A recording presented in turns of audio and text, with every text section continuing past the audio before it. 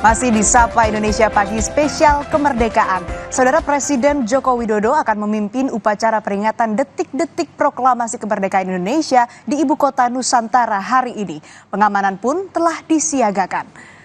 Lebih dari 2.000 pasukan gabungan TNI Polri diturunkan untuk mengawal pengamanan rangkaian upacara 17 Agustus di Ibu Kota Nusantara. Pengamanan diterjunkan mulai dari Bandara Sepinggan di Balikpapan hingga kawasan inti pusat pemerintahan IKN. Ada 3 titik pemberangkatan bus yang akan membawa tamu undangan, 1 berada di Samarinda dan 2 di Balikpapan.